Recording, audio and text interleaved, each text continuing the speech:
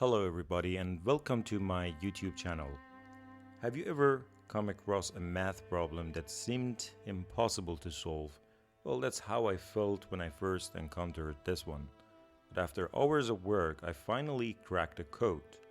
And in today's video, I'm excited to share my solution with you. So if you're ready to take on a serious challenge and see some serious math in action, stick around. What do we have today? We have the 7th root of 1 over 8 minus x plus 7th root of x equals 1. Well, how can we solve this problem? First of all, please pay attention that 7 as the root is an odd number. In other words, x can belong to the whole domain of real numbers. It's not like the situation where we have a squared root of x and x only has to be positive. So what's the first intuition? The first intuition could be, well, let's raise both sides of the equation to the power of 7 so that maybe we get rid of, that ugly 7th root. But perhaps you can get rid of the 7th root of x and 1 over 8 minus x, but it will produce other terms with the same problem, with the same 7th root. And I doubt I did it, but I think it also, as you can imagine, I cannot imagine actually there is a way to simplify that problem. It just gets more complicated and uglier. So how can we solve this problem? This problem can be solved by a beautiful mathematical trick, and that is change of variables. And I'm going to teach you today how beautifully we can solve this formidable math problem or equation. Let's see what we can do. So we have 1 squared or root, the 7th root of 1 over 8 minus x. Let us take that as variables such as y, and we do the same for 7th root of x. We take it as a variable such as w. So what do we have? So we have 1 first. Y to the power of 7 will be 1 over 8 minus x, and obviously w to the power of 7 is x. And as you can imagine, if we add up those terms, then we have 1 over 8 minus x plus x, which is 1 over 8. So that's quite a lot simpler than the 7th root of x, I would say, with these two new variables. And on the other side, so we have also y plus w equals 1. So we get a new system of equations where, y to the power of 7 plus w to the power of 7 is 1 over 8. And y plus w is 1. This is a lot easier to solve because if I can find y and w, then I can just come back and, plug those values into, let's say I have found w, and then I already know that the 7th root of x equals w. All I need to do is to raise w to the power of 7, and I already get x. So let's find y and w. Okay, so again, this is our system of equations, and in this system of equations I have already had a video on this problem. We have a beautiful feature, and that is symmetry. What does symmetry mean? Whenever you have a system of equations such as this, and you can exchange variables with each other. So let's put w instead of y and put y instead of w. The equations do not change at all. That's what we call symmetry. And whenever you have symmetry, you can again enjoy a unique change of variables such as the following. So we are going to take y plus w as sigma 1, and we take yw as sigma 2. There is a lot of theory behind these basically change of variables in algebra. I'm not gonna get into that theory, but always know that if you have a symmetric system of equations, you can do such a change of variables. Let's see what we get from this. So we already see that, well, y plus w is sigma 1, and that basically means that sigma 1 equals 1. Beautiful. So I already have that variable. But how about sigma 2? So let us consider the binomial identity of order 7. What is binomial identity of order 7? Generally, it is like this. I'm sure that you have seen this identity for n generally, but here we have n equals 7. So if I simplify this identity, I get the following. Basically, I just expand it. I calculate those combinations, choice of 6 from 7 and 5 from 7 and so on.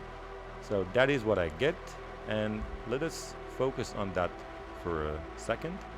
So what do we have here? We have y plus w to the power of 7. On the right side we have y7 and plus w7 in the beginning and in the end. Okay, there it is. So maybe if I just keep these two guys on one side of the equation and bring everything else to the other side, I can do something. That's what I'm gonna do here. So basically we have y7 plus w7. Remember, this is what we got from change of variables, and that is equal to 1 plus w to the power of 7 minus, yeah, some other expressions as you can see. But what are these expressions? So we have 1 plus w already appearing in this algebraic expression, and that we already know the value of. So that was basically sigma 1. We also have one more thing. We have yw appearing in those terms with the orange color, and those were sigma 2.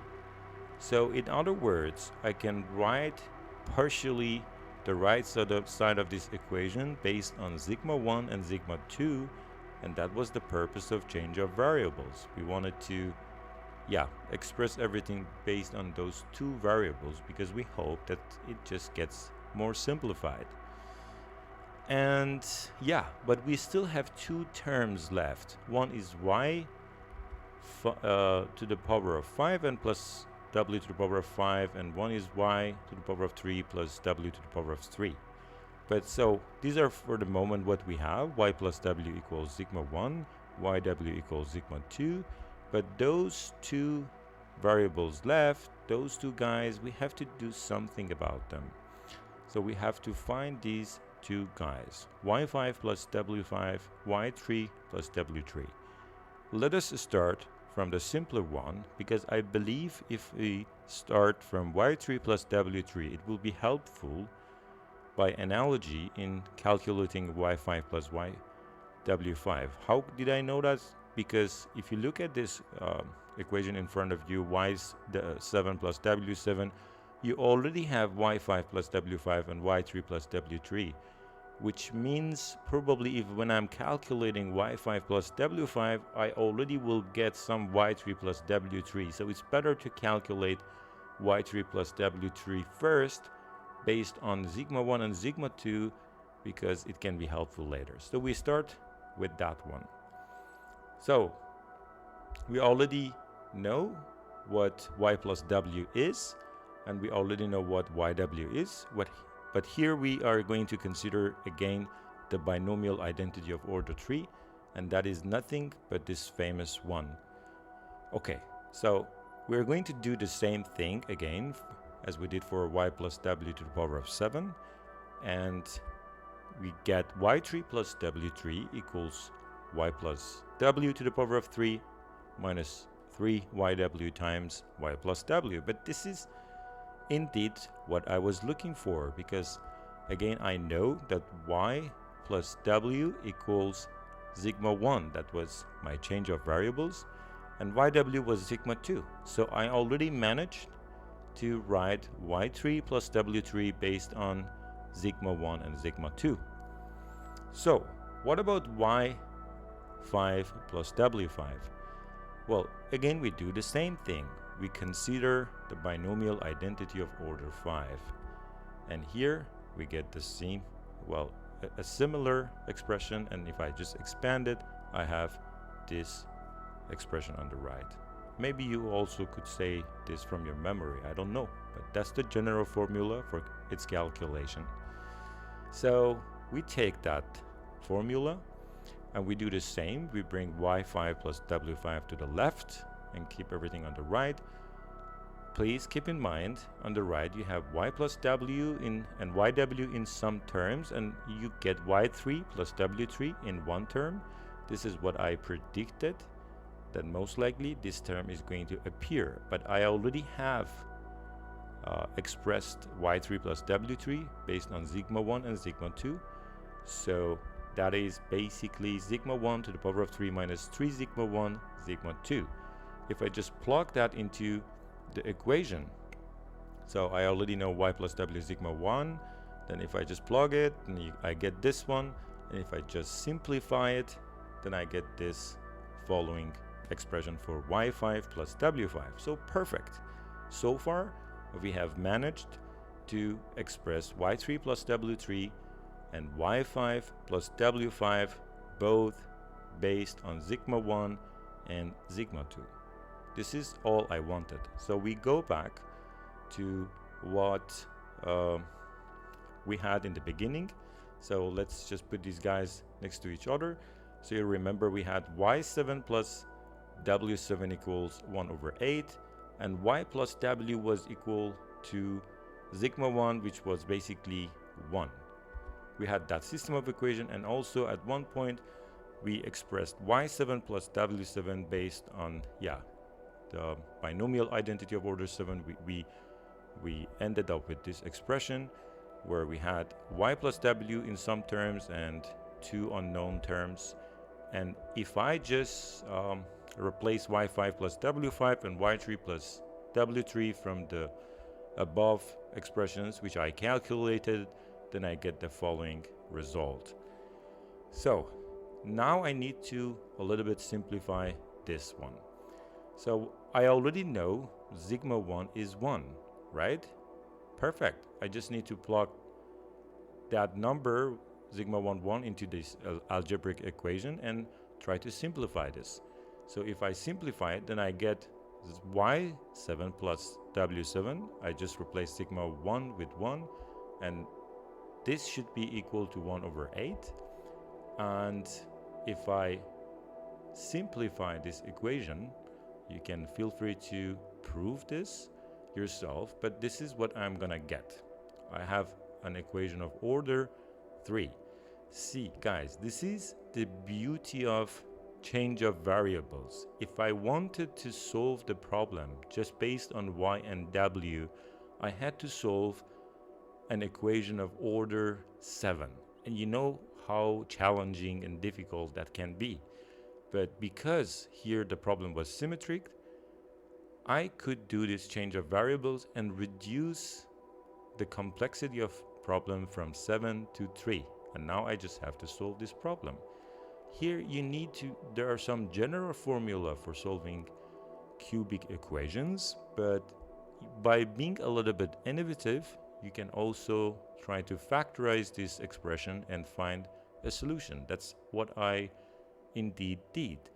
I just realized that if I bring 1 over 8 next to sigma 2 to the power of 3, 1 over 8 can be written as 1 over 2 to the power of 3. And then here I factorize basically the other two terms, like the following: minus 2 sigma 2 times sigma 2 minus 1 over 2. And you can already imagine there is one term, sigma 2 minus 1 over 2. It is appearing in both parentheses, but for the first parenthesis I need to use a famous algebraic identity, which is basically a3 minus b3 equals this expression on the right. So if I use that, and basically I get sigma 2 minus 1 over 2 times, what you see, sigma 2 to the power of 2, and on the right side I have the same as before, and if I just pull out the common factor, then I get the following equation. Perfect. So one answer obviously is 1 over 2 for sigma 2. The other answer, it's a little bit difficult, but you can basically It's a famous quadratic equation, and there's formula for it. You can easily solve that problem. So generally, sigma 2 will be the following three numbers. It will be 1 over 2, and then another root will be 3 plus a square root of 5 over 4, and another root is conjugate of that value. We always have conjugate values here because the coefficients of this algebraic equation was real, and that's actually there is a mathematical formula behind that, a mathematical theorem. And we already also had that sigma 1 equals 1. So we have the values for sigma 1 and sigma 2. And if you remember, these were the change of the variables. And if I just basically say w equals 1 over y, I can plug that into the second equation. And then I get y times, so from the second equation, sigma 2y w. And also w is 1 over minus or y. And so y times 1 minus y equals to sigma 2, and that's again a quadratic equation. And I can generally find these two answers for y. So here pay attention, sigma 2 cannot be any number because we are looking for real answers to these problems, real value, not complex values, even though complex values can also be considered as roots. There's no problem with that. But I will give you that task to find the complex roots. Here I'm just happy with finding the real roots. So if I am looking for real answer, so for real answer, this value 1 minus 4 sigma 2 should be greater than equal to 0. And that means sigma 2 should be less than equal to 1 over 4. And that means sigma 2 cannot be the other two values, 1 over 2 or 3 plus square root of 5. Over 4, it can be only the third value. Please feel free to confirm this, but I mean, it's easy to confirm this. So we are gonna go with this value of sigma 2. So if I just plug that in the equation that I had for y, then I get this answer for y. But on the other hand, w was 1 minus y, then I get basically a different value for w. So in other words, I could calculate y and w, but pay attention again here for in the above equation I have plus minus, in the below equation I have minus plus, which means basically minus in the below equation corresponds to the plus in the above equation. So you have to just pay attention to that fact. And on the other hand, you remember that this basically the seventh root of x was equal to w, which means basically x equals to w to the power of 7. And that just means for this formidable equation, which we saw in the beginning, we have a beautiful answer, and that is this one. That x equals to 1 minus plus, or plus minus in this case, it doesn't matter, over square root of 5 minus 2 over 2 all to the power of 7. So this equation has this answer. I hope that you enjoyed my solution. Please do not forget to subscribe to my channel, and smash the like button if you really enjoyed this problem and its solution, and stay tuned. I'll be posting more interesting problems for you guys. Have a great day. Bye.